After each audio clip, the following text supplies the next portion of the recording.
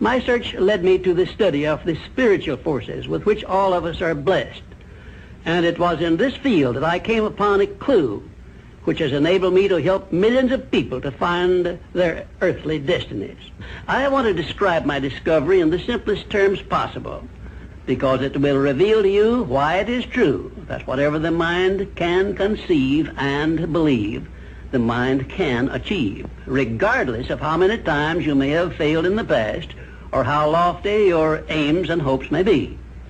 I caught my first fleeting glimpse of the profound law which provides the means by which we may choose our own purpose in life and attain it, while I was being coached by Andrew Carnegie during the organization of the Science of Success philosophy. I had just finished telling Mr. Carnegie that I feared he had chosen the wrong person to give the world the first practical philosophy of personal success because of my youth, my lack of education, and my lack of finances. Well, at this point, Mr. Carnegie delivered a lecture that I shall never forget, because it changed my entire life and paved the way for my helping to change the lives of millions of people, some of them not yet born. Let me call your attention to a great power which is under your control, said Mr. Carnegie, a power which is greater than poverty, greater than the lack of education, greater than all of your fears and superstitions combined. It is the power to take possession of your own mind and direct it to whatever ends you may desire. This profound power, Mr. Carnegie continued, is the gift of the Creator, and it must have been considered the greatest of all of his gifts to man, because it is the only thing over which man has the complete and unchallengeable right of control and direction.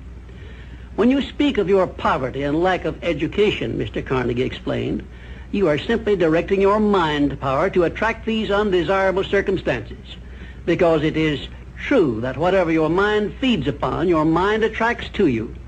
Now you see why it is important that you recognize that all success begins with definiteness of purpose, with a clear picture in your mind of precisely what you want from life.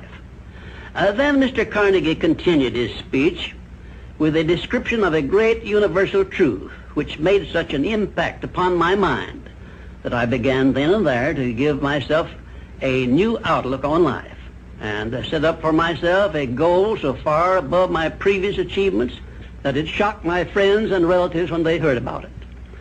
Everyone, said Mr. Carnegie, comes to the earth plane blessed with the privilege of controlling his mind power and directing it to whatever ends he may choose. But, he continued, everyone brings over with him at birth the equivalent of 2 sealed envelopes, one of which is clearly labeled, the riches you may enjoy if you take possession of your own mind and direct it to ends of your own choice. And the other is labeled, the penalties you must pay if you neglect to take possession of your mind and direct it. And now let me reveal to you, said Mr. Carnegie, the contents of those 2 sealed envelopes. In the one labeled riches is this list of blessings. 1, sound health. 2, peace of mind. 3, a labor of love of your own choice. 4, freedom from fear and worry.